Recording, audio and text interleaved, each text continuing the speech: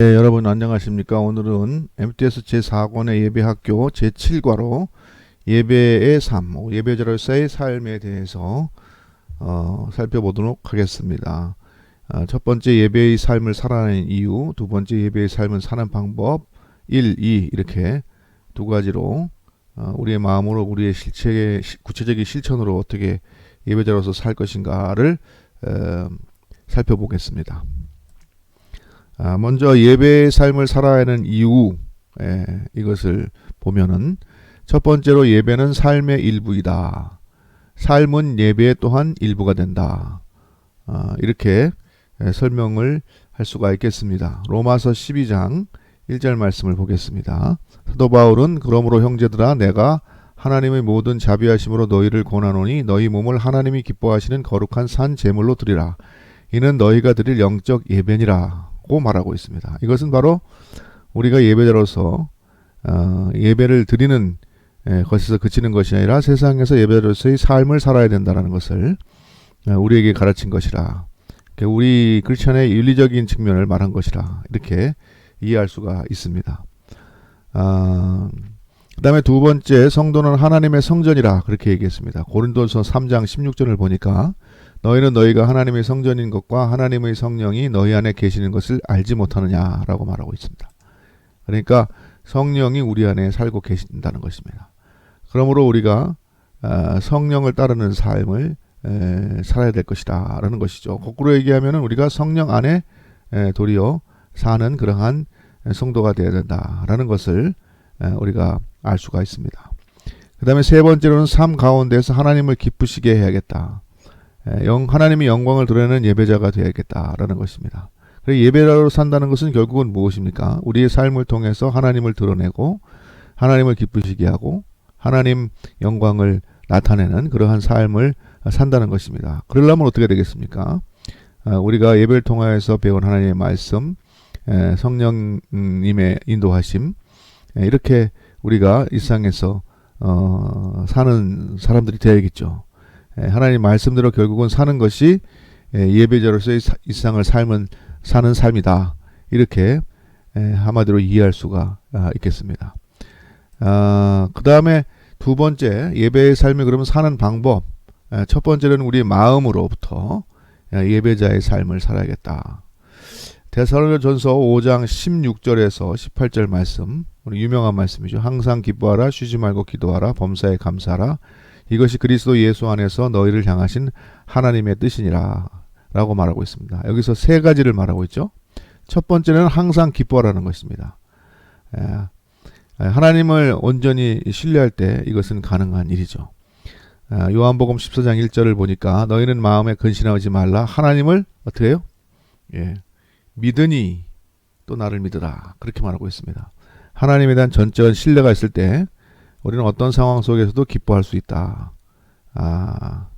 라고 말할 수 있겠습니다. 그 다음에 두 번째 말한 것은 쉬지 말고 기도하자 라는 것입니다. 쉬지 말고 기도하자. 우리가 매 순간 하나님을 철저히 의지하는 것, 하나님과의 교제, 대화하는 삶, 그것을 우리가 기도하는 삶이라 이렇게 말할 수가 있습니다. 그러니까 기도가 어떤 특별한 시간에 교회에 와서 꼭 하는 것만이 기도가 아니라 우리 일상 가운데에서 하나님과 늘 교제하고 하나님의 뜻을 묻고 하나님의 응답을 따라서 살려고 하는 이러한 모든 삶의 자세들이 항상 기도하는 그러한 예배자로서의 삶이라 이렇게 말할 수 있겠습니다. 그 다음에 세 번째는 범사에 감사하라 그랬습니다. 하나님은 감사의 고백이 담긴 예배를 기뻐 받으신다. 시편 50편 말씀을 보니까 감사로 제사를 드리는 자가 나를 영화롭게 하나니 그의 행위를 옳게 하는 자에게 내가 하나님의 구원을 보이리라. 뭘로 제사를 드린다 했어요? 감사로 제사를 드린다. 그러니까 항상 감사하는 줄 아는, 하나님을 향하여 감사를 드리는 줄 아는 그러한 성도가 하나님께서 기뻐하시고 또 그에게 구원을 베푸신다고 이렇게 시편 기자는 노래하고 있다는 것입니다. 그래서 우리가 마음으로 항상 기뻐하고 쉬지 말고 기도하고 그리고 범사에 감사하는 그러한 예배자가 되자라는 것이 첫 번째입니다. 그 다음에 두 번째 예배의 삶을 사는 방법은 구체적인 실천으로 이제 우리가 마음만으로 예배자가 되는 것이 아니라 일상생활 속에서 구체적인 하나님의 말씀을 따른 실천을 통해서 예배자의 삶을 산다는 것입니다. 먼저 개인적으로는 어떻습니까?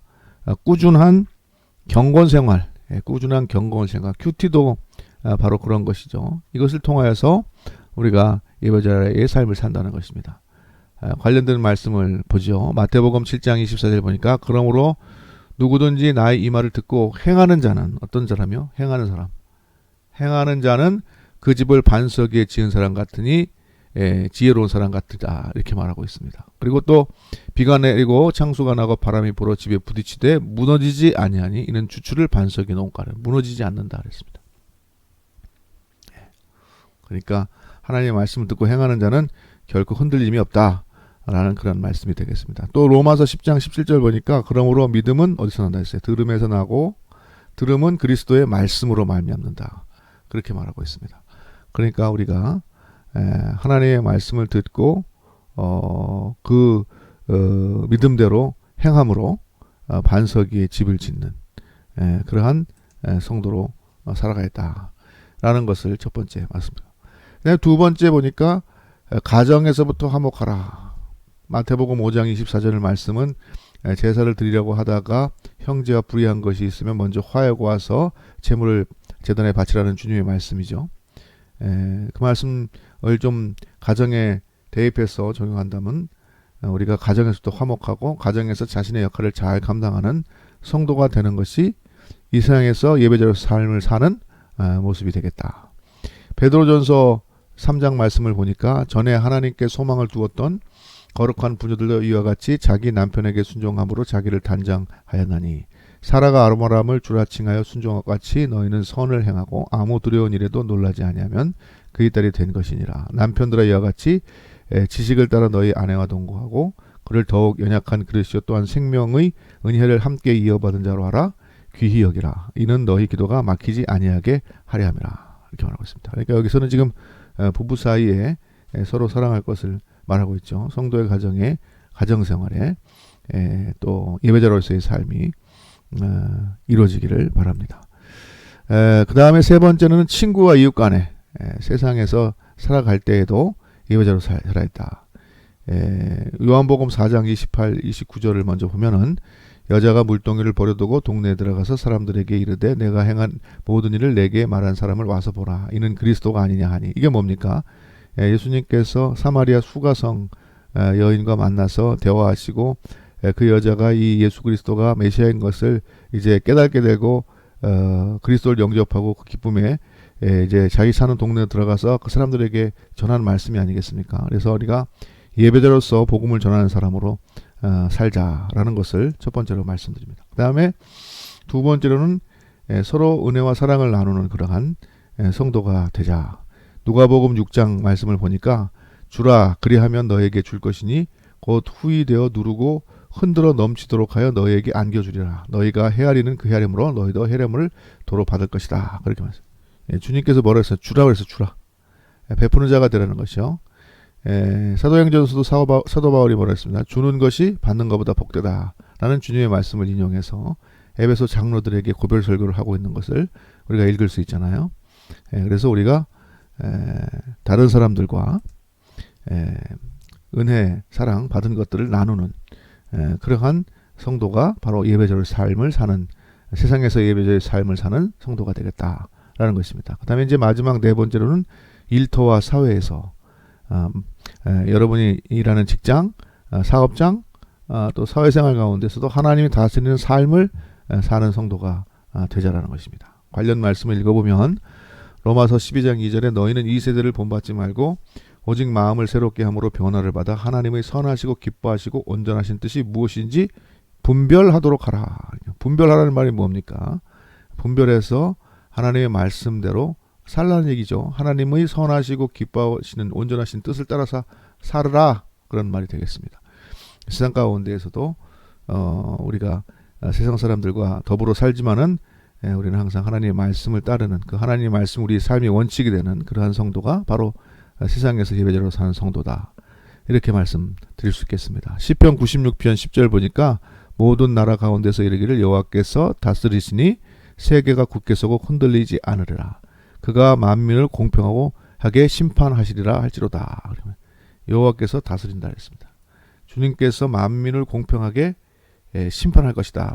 나중에 우리의 삶의 모습이 하나님 앞에서 모두 심판 받게 될 것이다. 판단받게 될 것이다. 라는 것을 우리가 기억하고 이 땅에서 믿는 사람으로서 예배자로서 바로 사는 그러한 성도가 되어야겠습니다. 오늘은 이것으로 마치겠습니다. 오늘 우리가 살펴본 말씀들을 세 가지로 요약해보죠. 첫 번째, 예배는 삶의 일부이고 삶은 예배의 일부이다. 이 말씀이 와닿습니다.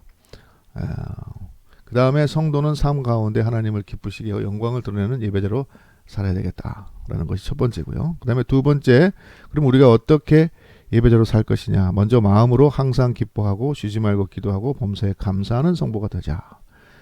그 다음에 두 번째는 구체적인 실천으로 개인의 삶에서는 물론이고 가정에서 또 사회에서 또 직장에서 세상에서 또 복음을 전하는 자로, 그리고 그리스도의 말씀을 따라 삶으로 성령님이 여러분의 삶을 지배하는 그러한 성도의 모습으로 살도록 우리가 해야겠다.